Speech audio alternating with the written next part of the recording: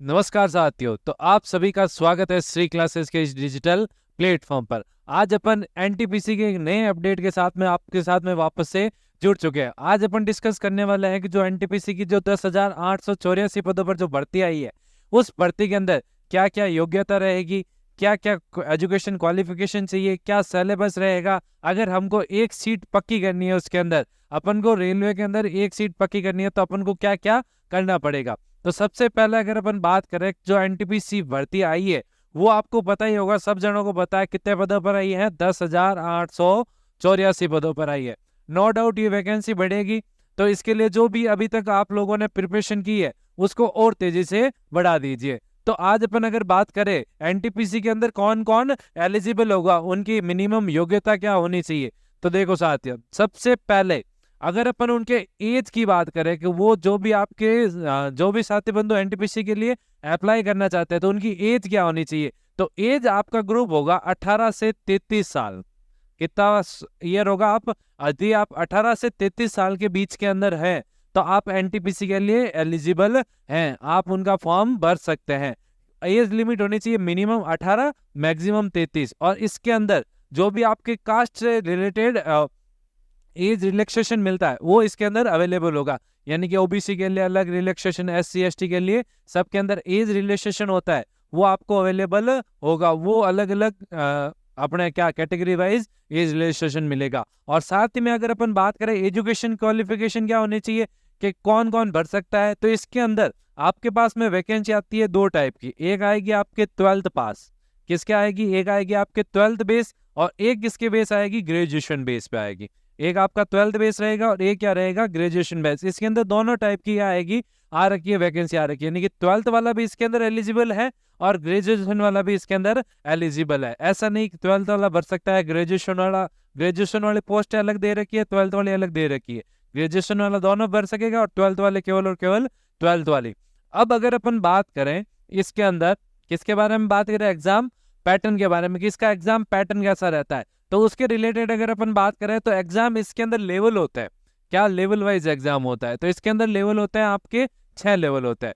पहला लेवल, दूसरा, तीसरा, चौथा, पांचवा और 6 लेवल होते हैं। इसके अंदर टोटल कितने लेवल होते हैं, 6 लेवल। इसके अंदर अगर अपन बात करें कि कौन से लेवल किसके लिए होता है, तो सबसे पहले लेवल फर्स्ट। ये लेवल फर्स्ट सबके लिए कॉमन होता है, यानी कि ये तो देना ही है आपको, 12th वालों को भी देना है और आपको ग्रेजुएशन वालों को भी देना है। यानी कि लेवल फर्स्ट तो आपका सबका होगा, जिस जिसने फॉर्म भरा है उन सबका लेवल फर्स्ट होगा। फिर उसके बाद में आपको पोस्ट वाइज क्या मिलती है इसके अंदर, कि जो लेवल सेकंड एंड थर्ड है, ये वाला किसके लिए ओपन होता है, 12th वालों के लिए। जो 12th पास है, फॉर्म अप्लाई कर रहे हैं, अगर आपने लेवल फर्स्ट यानी कि सीबीटी फर्स्ट के अंदर आप अच्छे मार्क्स लेके कट ऑफ क्लियर करते हो, तो आपके लिए लेवल सेकंड और लेवल थर्ड की जो भी जॉब्स है उसके लिए आप आगे अप्लाई कर सकते हो। उसके लिए आपका क्या होगा, एक लेवल सेकंड का पेपर होगा, और आपके लिए अगर आपने अच्छी कट ऑफ क्लियर की है तो आपके लिए लेवल थर्ड का भी पेपर होगा। यानी कि दोनों लेवल के क्या होंगे, दो पेपर होंगे आपके अलग अलग। और फोर्थ फिफ्थ सिक्स्थ किसके लिए होते हैं, यानी कि ग्रेजुएशन वालों के लिए। तो ये सारे सारे हो जाएंगे आपके पास में। यानी कि अगर सेकंड से लेके फिफ्थ तक की बात करें तो ये किसके लिए होता है, ग्रेजुएशन के लिए। यानी कि जिन साथियों ने ग्रेजुएशन कर रखी है वो second level, third level, fourth level, fifth level and sixth level, 5 के 5 लेवल का क्या दे सकते हैं, वो आगे पेपर दे सकते हैं। यानी कि कहने का मतलब क्या होगा, आपका सबसे पहले एक पेपर होगा सीबीटी फर्स्ट। सीबीटी फर्स्ट को आप क्या कहते हो, level first. CBT first as अपना क्या होता है, लेवल फर्स्ट होता है। ठीक है, अब जैसे ही लेवल फर्स्ट किया, इसके अंदर आपने स्कोर किया, अब स्कोर के बेसिस पे आपकी क्या छूटेगी, कट ऑफ आएगी। स्कोर के बेसिस पे क्या आएगी, आपकी कट ऑफ आएगी। फिर आपका क्या होगा, क्वालिफिकेशन। अब जैसे ही आपकी कट ऑफ आ गई, सीबीटी फर्स्ट की आपके पास में क्या आ गई, कट ऑफ आ गई। मान लो आपके पास में कट ऑफ आ गई और आपने अच्छे मार्क्स के साथ में सीबीटी फर्स्ट को क्लियर कर लिया, तो अब इसके आगे आपके पास में खुलते हैं level second, third, fourth, fifth और सिक्स्थ। यानी कि आगे आपके पास में 6 रास्ते आ जाते हैं। अब 6 रास्तों के अंदर जिन साथियों के 12th है वो केवल और केवल ये 2 रास्ते ओपन होते हैं उनके लिए, और जिनके लिए ग्रेजुएशन कर रखी है, ग्रेजुएशन वालों के लिए 500 रास्ते क्या होते हैं, ओपन होते हैं। इसके लिए आपको क्या करना होगा, अब जैसे लेवल 6 करना है तो उस लेवल की जो कट ऑफ रही होगी उसको आपको क्या करना होगा, पार करना होगा। अगर अपन बात करें जो लेवल फर्स्ट और लेवल सेकंड होगा उसके अंदर कैसे कैसे पेपर आएंगे, किस टाइप का पेपर आएगा, एग्जाम पैटर्न क्या रहेगा, तो देखिए, तो आपके पास में सबसे पहला जो सीबीटी फर्स्ट होता है, सबसे पहला जो सीबीटी फर्स्ट होता है, उसके अंदर आपके पास में क्या आएगा, उसके अंदर आपके पास में सब्जेक्ट आएंगे 3। कितने सब्जेक्ट आता है? 3, ओनली फॉर 3 सब्जेक्ट रहेंगे।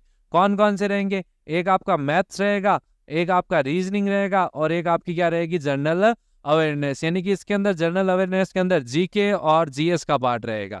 किसका? जीके और जीएस का पार्ट रहेगा। बात करें मैथ्स के, तो मैथ्स के आपको मिलते हैं 30 क्वेश्चंस। कितने क्वेश्चंस मिलते हैं? 30 क्वेश्चन आपको मिलेंगे मैथ्स के। और जो मार्क्स कितने लेके आएंगे आपके? 30 क्वेश्चंस कितने मार्क्स के होंगे? 30 मार्क्स का, यानी कि एक क्वेश्चन 1 मार्क का रहेगा। फिर रीजनिंग के भी 30, वो भी कितने मार्क्स कैरी करेंगे? 30। जीके और जीएस के मिलके आते हैं आपके पास में 40 क्वेश्चन। जीके जीएस के आपके पास में कितने आ जाएंगे? 40 क्वेश्चन। अब इन 40 क्वेश्चंस के अंदर 40 मार्क्स के, यानी कि टोटल नंबर ऑफ क्वेश्चंस कितने हैं? Number of questions CBT first के अंदर, तो नंबर ऑफ क्वेश्चंस आपके पास में रहते हैं 100। कितने क्वेश्चन? 100। और 100 क्वेश्चन कितने मार्क्स के रहेंगे आपके? 100 मार्क्स के। 100 क्वेश्चन है, 100 मार्क्स का आपका पेपर होगा। टाइम ड्यूरेशन इसके अंदर महत्वपूर्ण है। टाइम आपका हमेशा क्या करना है? बचा के रखना है। टाइम इसके अंदर बहुत ही इंपॉर्टेंट रहता है। इसके अंदर जिसका टाइम बच गया वो आपका सिलेक्शन लेके जाएगा, उसकी सीट पक्की है, उसकी सीट को कोई भी नहीं खा सकता है। ठीक है, तो इसके अंदर जो टाइम है वो very very important thing. Time क्या है इसके अंदर? मात्र 90 मिनट। 90 मिनट के अंदर आपको कितने क्वेश्चन करने हैं? 100 क्वेश्चन। 100 क्वेश्चन में से तो 30 तो मैथ्स के हैं। किसके हैं? मैथ्स के। और 30 ही किसके हैं? रीजनिंग के। यानी कि कैलकुलस वाला पार्ट आपके पास में 60 क्वेश्चन के अंदर रहता है। कितने क्वेश्चन के अंदर रहता है आपके? 60 क्वेश्चन के अंदर। यानी कि 30 तो रीजनिंग के हो गए और 30 ही मैथ के, यानी कि 60 क्वेश्चन के अंदर आपका कैलकुलेशन वाला पार्ट है। और जो आपका माइंड सेट होता है उसके ऊपर आपके 40 क्वेश्चन, यानी आपने कितना पढ़ा है जीएस को, जीके को। और ये 60 क्वेश्चन आपके प्रैक्टिस के ऊपर डिपेंड करेंगे, और ये 40 क्वेश्चन आपके दिमाग की शक्ति के ऊपर डिपेंड करेंगे, आपने कितना क्या पढ़ा है। अब जैसे ही आपने सीबीटी फर्स्ट, यानी कि सीबीटी फर्स्ट आपको क्लियर हो गया, आपने उसकी कट ऑफ को पार कर लिया, फिर आपके पास में लेवल्स के पेपर खुलेंगे। Level 2nd, 3rd, 4th, 5th, 6th, अब 5 पेपर खुलेंगे। उन 5 का पैटर्न सेम ही रहता है।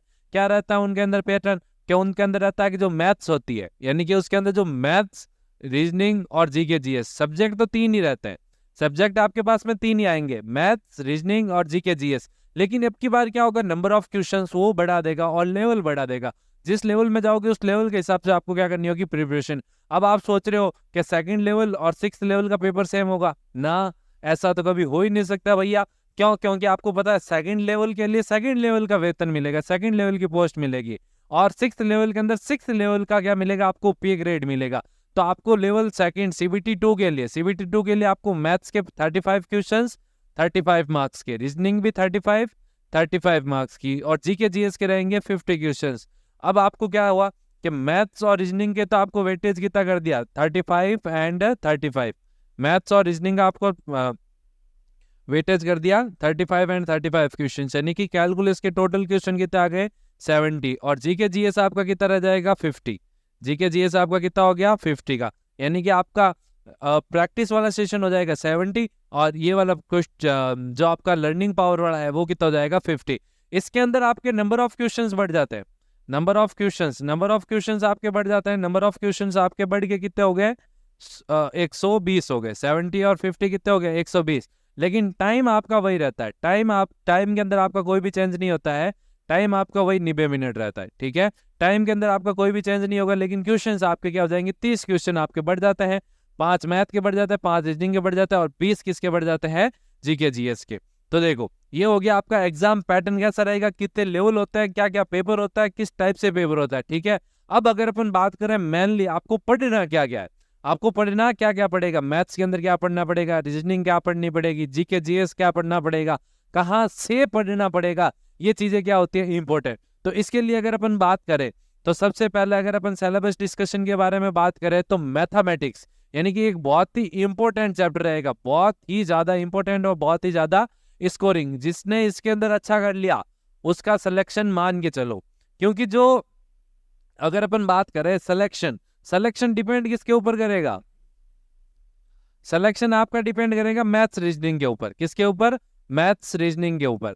यानी कि आपका जीके जीएस वाले के अगर पार्ट की बात करें, मैथ्स और रीजनिंग के ऊपर डिपेंड करेगा। क्यों? क्यों सिलेक्शन मैथ्स रीजनिंग के ऊपर डिपेंड क्यों करता है? कि मैथ्स इसके ऊपर डिपेंड करेगा। क्यों?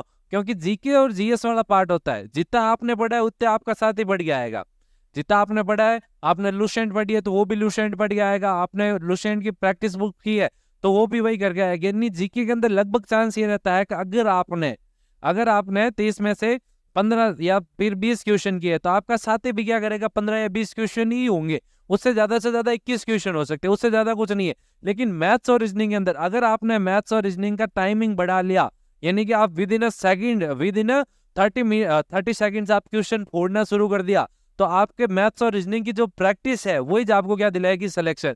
जीके जीएस के अंदर सबके उतने ही आने जितने अपने आने, लेकिन मैथ्स और रीजनिंग अपने हाथ की है, अपने हाथ के अंदर जितना आप ज्यादा प्रैक्टिस करोगे उतना ज्यादा आपको स्कोर होगा। तो अगर बात करें अगर अपन इसके सिलेबस की, तो मैथ्स के अंदर आपका सबसे पहला टॉपिक रहता है नंबर सिस्टम, संख्या प्रणाली। दूसरा रहता है आपका डेसिमल और फ्रैक्शन।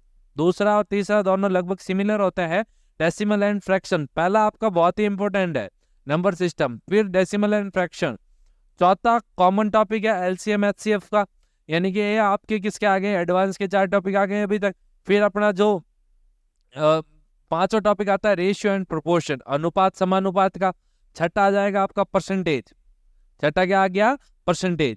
सातवां क्या आ जाता है आपका मेंसुरेशन, वापस ये आपका एडवांस का टॉपिक आ गया मेंसुरेशन, क्षेत्रमिति।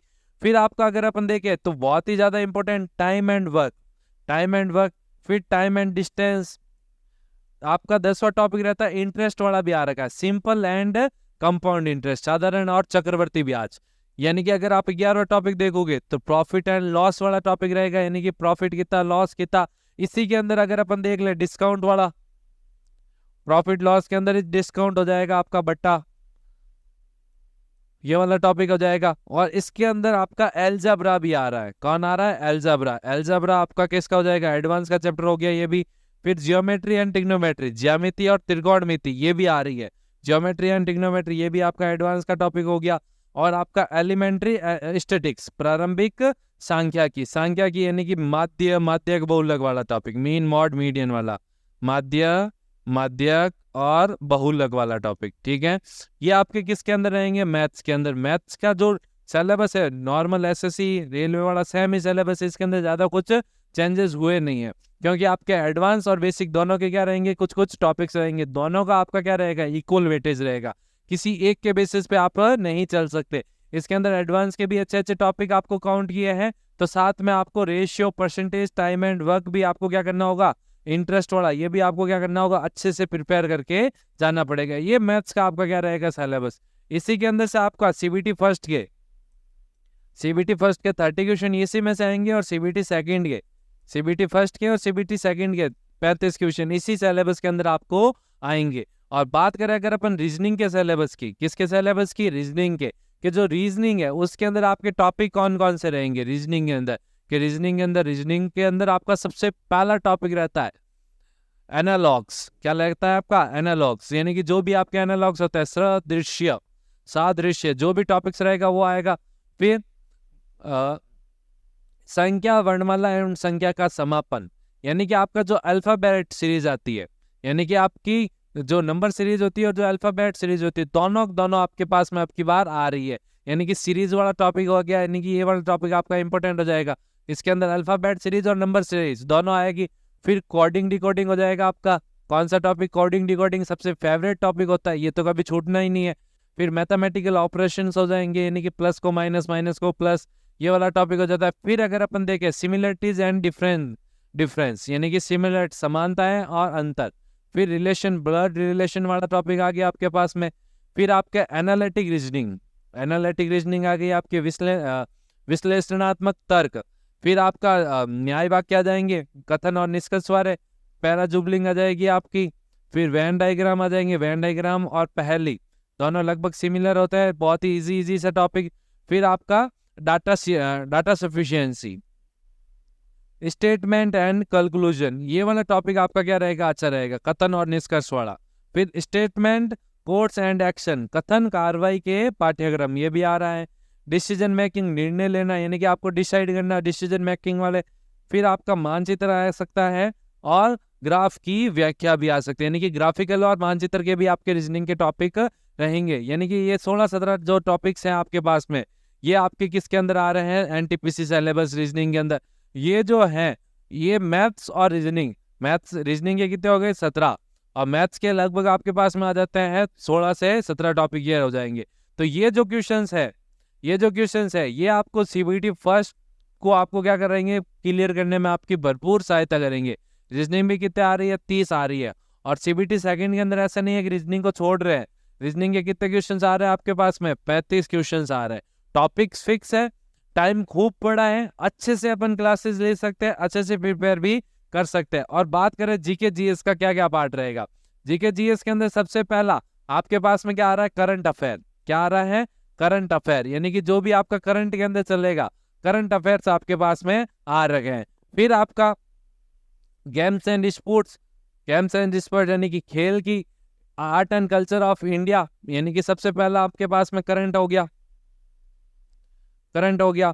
फिर दूसरा आपके पास में फिक्स है, आर्ट एंड कल्चर तो आना है, आर्ट एंड कल्चर। फिर तीसरी आपके पास में क्या हो जाएगी, इंडियन हिस्ट्री, इंडियन हिस्ट्री हो गई भाई अपने। फिर आपका क्या हो जाएगा, इंडियन पॉलिटी, पॉलिटीज।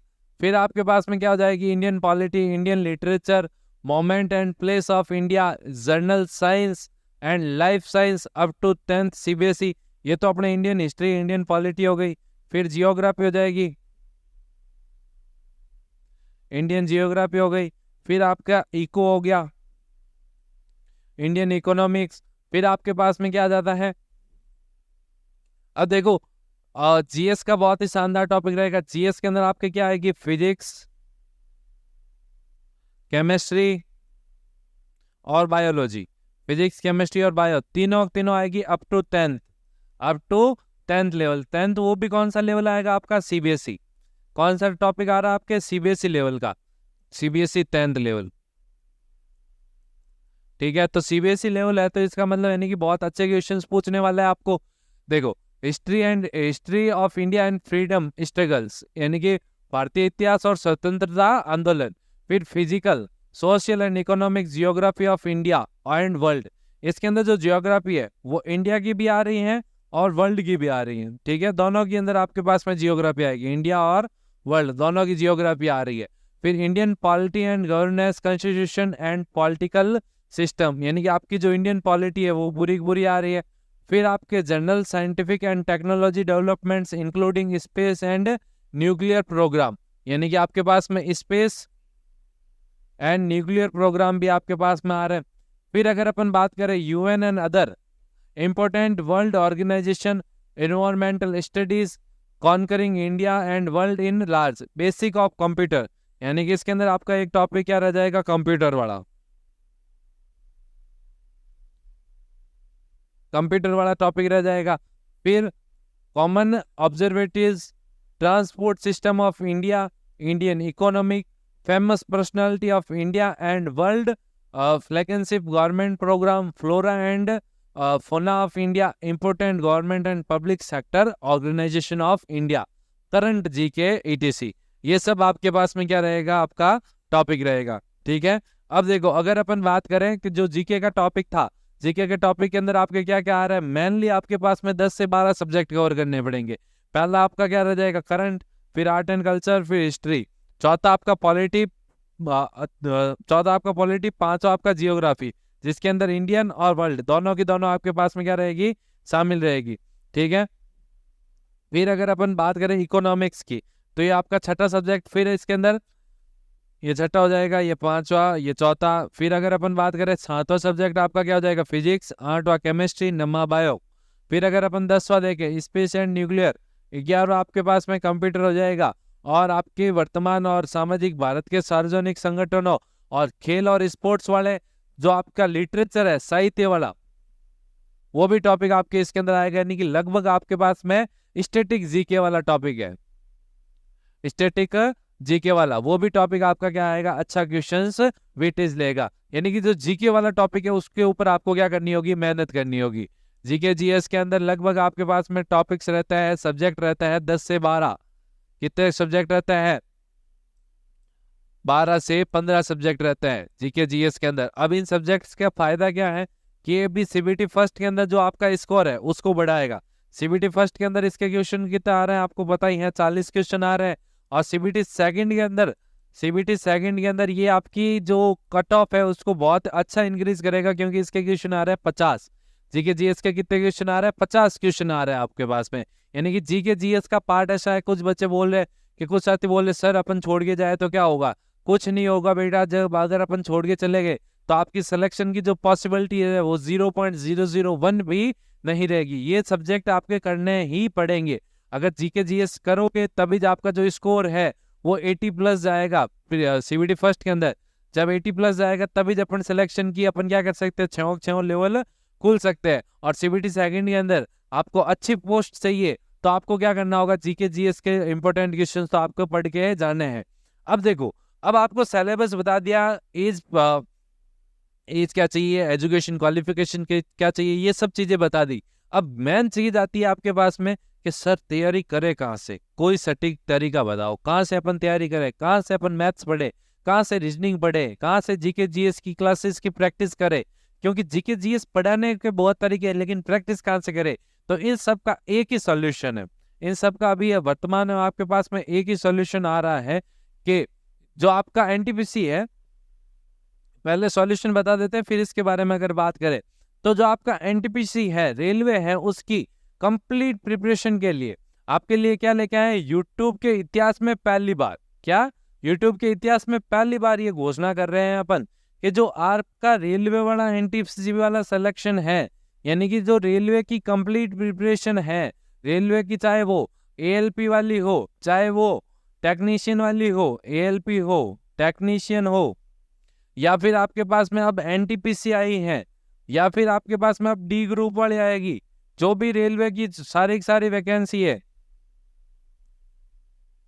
उन सब की कंप्लीट प्रिपरेशन वो भी किसके साथ में? लाइव क्लासेस के साथ में।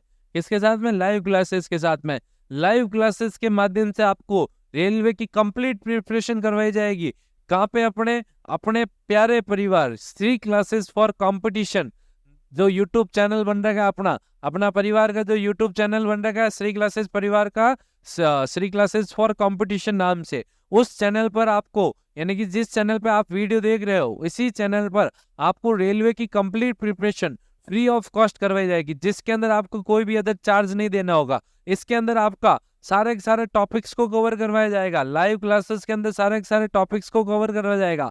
प्लस इसके अंदर आपको क्या मिलेंगे? Question practice. कौन से क्वेश्चंस? पीवाईक्यू, एमसीक्यूज क्वेश्चंस मिलेंगे आपको। साथ में अदर एमसीक्यूज क्वेश्चंस भी आपको प्रोवाइड करवाएंगे। ठीक है साथियों, तो इसके अंदर आपको सारी की सारी जो कंप्लीट प्रिपरेशन है वो आपकी, जो आपका संघर्ष से लेकर जो सिलेक्शन तक का सफर है वो अपन इस बैच के अंदर आपके साथ में जुड़ के करेंगे। यानी कि जो आपका परिवार श्री क्लासेस परिवार है वो आपके लिए रेलवे का लाइव क्लासेस के माध्यम से complete course free of cost आप सभी भाइयों और बहनों के लिए लेके आ रहा है यूट्यूब पर। बहुत ही जल्द आपके पास में जो एनटीपीसी, रेलवे, डी ग्रुप है, एएलपी है, टेक्नीशियन है, उन सब की लाइव क्लासेस आपके साथ में चालू होने वाली है, आपके साथ में जुड़ने वाली है। तो साथियों आपको करना क्या होगा इन क्लासेस में जुड़ने के लिए? आपको करना कुछ नहीं है, आप अपने परिवार श्री क्लासेस परिवार को सब्सक्राइब कर दीजिए और जो बेल आइकन आ रहा है उसको क्या कर दीजिए? प्रेस कर दीजिए, ताकि जब भी आपके पास में क्लासेस या फिर कोई अदर इंपॉर्टेंट नोटिस आता है तो उसकी नोटिफिकेशन सबसे पहले आपको मिल जाएगी और आप वहीं से अपनी तैयारी को क्या कर सकते हो? बेहतर से बेहतरीन बना सकते हो। और बात करें जो आपका सीबीटी सेकंड होने के बाद में क्या होगा, तो एक आपके पास में छोटा सा स्किल टेस्ट भी होता है कुछ पोस्टर्स के लिए, जिसके अंदर आपको क्या करना होगा? जिसके अंदर आपको टाइपिंग टेस्ट करना होगा। कुछ वैकेंसी के अंदर आपको टाइपिंग टेस्ट होता है और candidate should be type 30 words पर मिनट, यानी कि आपको 30 वर्ड्स पर मिनट इन इंग्लिश और 25 वर्ड्स इन पर मिनट इन हिंदी के अंदर आपको टाइपिंग करनी आनी चाहिए। यानी कि टाइपिंग आपका इंग्लिश टेस्ट और हिंदी टेस्ट, हिंदी टाइपिंग और इंग्लिश टाइपिंग दोनों आपके पास में क्या आनी चाहिए। इंग्लिश के अंदर आपको क्या बोला है? 30 वर्ड पर मिनट, 30 वर्ड पर मिनट, और इंग्लिश के अंदर 25 वर्ड पर मिनट। यानी कि इसके अंदर भी कलर की जो पोस्टर्स है उसके अंदर आपको टाइपिंग टेस्ट, स्किल टेस्ट की आपको क्या होगी? जरूरत होगी। ऐसे ही इंफॉर्मेटिव वीडियोस, यानी कि जो भी आपकी नई पोस्ट आ रही है उसके बारे में जानकारी लेने के लिए नए नए जो भी लेटेस्ट नोटिफिकेशन आ रहे हैं उन सब की इन्फॉर्मेशन लेने के लिए अपने परिवार श्री क्लासेस परिवार को सब्सक्राइब कीजिए, लाइक कीजिए, कमेंट कीजिए और ज्यादा से ज्यादा क्या कर दीजिए, शेयर कर दीजिए, ताकि जो भी अपने भाई बंधु है, साथी बंधु है, उन सब तक जो इंपॉर्टेंट नोटिफिकेशन है वो सबसे पहले पहुंच सके साथियों। तो मिलते हैं साथियों ऐसे ही नए नोटिफिकेशन के साथ में, नई खुशखबरियों के साथ में। तो जय हिंद, जय भारत साथियों।